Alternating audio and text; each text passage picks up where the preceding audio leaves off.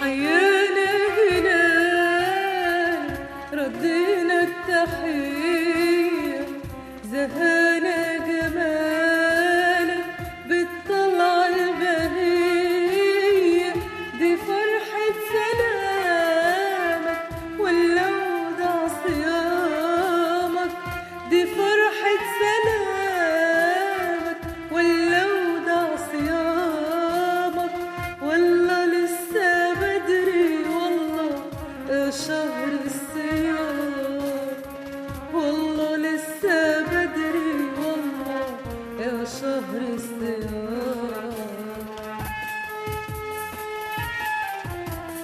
والأيام بتجري كمل بدري بدري، والأيام بتجري والله لسه بدري والله يا شهر الصيام، والله لسه بدري والله يا شهر الصيام.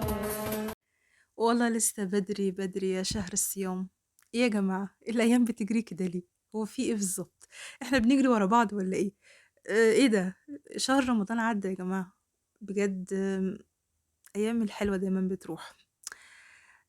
تعالوا بقى مع بعض نعمل وصفة أنا غشيتها بصراحة من يومين، من الشيف مروة الشافعي. أنا بحبها جدا، بنت لذيذة وعسولة قوي كده وكيوت كمان. طريقتها في الطبخ زينا كده، من أسهل مما يكون. جبت بقى فراخ بانيه قطعتها مكعبات صغيرة، تمام. وبعد كده بقى نزلت طبعا في شوية زيت حلوين، اوكي. وبعد كده هنجيب شوية بصل جوليان قطعته كده جوليان زي ما انتم شايفين، ابيض بقى احمر اللي عندك موجود في المطبخ، لا استسهلي يعني. وبعد كده جبت فلفل وجزر. هي حطت ساعتها كان في يا ربي إيه، كان مشروم. أنا ما عنديش طبعًا، ما كانش عندي مشروم، فقُلت هانزل بدول حلوين أوي وشوية التوابل بتوعي وهتبقى أكلة زي الفل وزي العسل. هي كانت مسميّاها كباب فراخ، فبراحتكم خالص، هي فراخ بالخلطة وخلاص زي الفل يعني. وبس. هانزل بقى بالتوابل بتاعتي، شوية الملح، شوية الفلفل، البهارات اللي بتحبوها، بهارات فراخ زي ما أنتم عاوزين. باقلّب كل ده في بعضه، بس باضيف تقريبًا ربع كوباية من المَيّة علشان تساوي كله مع بعض، لأن أنا منزّلة كله ني في ني. حابة إن أنتِ ممكن تحطي البصلة الأول تتشوح مع زي ما بنعملها قبل كده أو عملتها معاكم قبل كده، كان الموضوع سهل وبسيط خالص.